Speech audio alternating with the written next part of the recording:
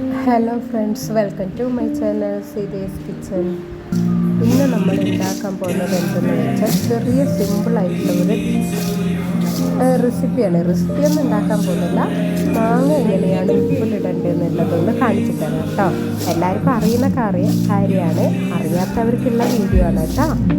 അപ്പം ഞാൻ ടൗണിൽ പോയിട്ട് വരുമ്പോൾ ഒരു 5 കിലോ മാങ്ങ വാങ്ങിയിട്ടുണ്ടായിരുന്നു. അപ്പം മാങ്ങ ചെറുങ്ങനെ വാടിയതും ഉണ്ടായി, നല്ല മാങ്ങയും ഉണ്ടായി. അപ്പം അത് കൊണ്ടുവന്ന് ഉപ്പിലിട്ടിട്ട് നല്ലോണം മിക്സാക്കി വെച്ചു. അപ്പോൾ മാങ്ങ എടുത്ത് നല്ല വൃത്തിക്ക് കഴുകിയിട്ട് അതൊന്ന് നല്ലോണം തുടയ്ക്കണം, എന്നിട്ട് ഉണക്കണം. വെള്ളം ഒട്ടും ഉണ്ടാവാൻ പാടില്ല, ഈർപ്പം ഉണ്ടാവാനേ പാടില്ല. അപ്പോൾ അത് കഴുകിയ മാങ്ങ കറക്റ്റായിട്ട് നമുക്കതൊന്ന് കട്ടാക്കി എടുത്തിട്ട് ഒരു പാത്രത്തിൽ ഇട്ടിട്ട് അതിലേക്ക് ഉപ്പും വിനാഗിരിയും ഒഴിച്ച് വെക്കണം. അപ്പോൾ അത് മുറിച്ചിട്ട് ഒരു പാത്രത്തിലിട്ട് വെക്കാം. ഞാൻ കാണിച്ചു തരാം കേട്ടോ. ഇത് ഞാനെല്ലാം റെഡിയാക്കി വെച്ചതാണ്.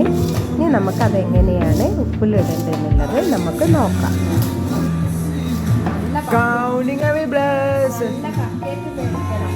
നല്ല മണമുണ്ട് കേട്ടോ.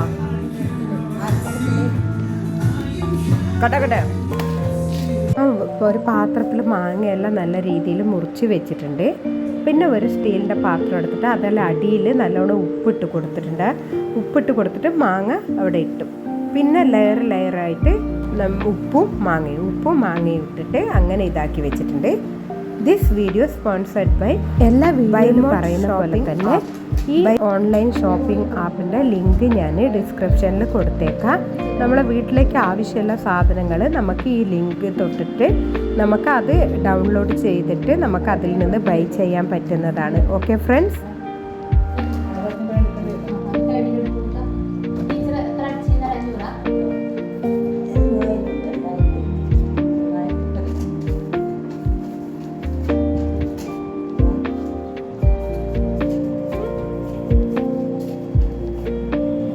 ഇങ്ങനെ മാങ്ങ ഇട്ട് നിറച്ച് വെച്ച പിന്നെ നമ്മൾ എല്ലായിടത്തും ഒന്ന് നല്ലോണം മിക്സാക്കി കൊടുക്കണം കേട്ടോ. ഇങ്ങനെ ഇതാക്കി കൊടുത്താൽ മതി. എന്നിട്ട് ഒരു കാറ്റും കയറാത്ത രീതിയിൽ നമ്മളത് വൃത്തിക്ക് അടച്ചിട്ട് വെക്കണം. ഒരു കാറ്റൊന്നും കയറാൻ പാടില്ല.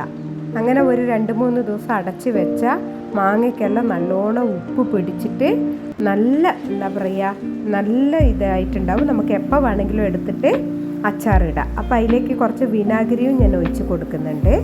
എന്നിട്ട് നമുക്കത് വൃത്തിക്ക് അടച്ച് വെച്ചിട്ട് നമുക്ക് എപ്പോൾ വേണം അച്ചാർ ഉണ്ടാക്കാൻ ആ സമയത്ത് എടുത്തിട്ട് നമുക്ക് അച്ചാറുണ്ടാക്കാം. അതുവരയ്ക്ക് ഒരു കാറ്റും കയറാണ്ട് നമുക്കതൊന്ന് അടച്ച് വെക്കാം.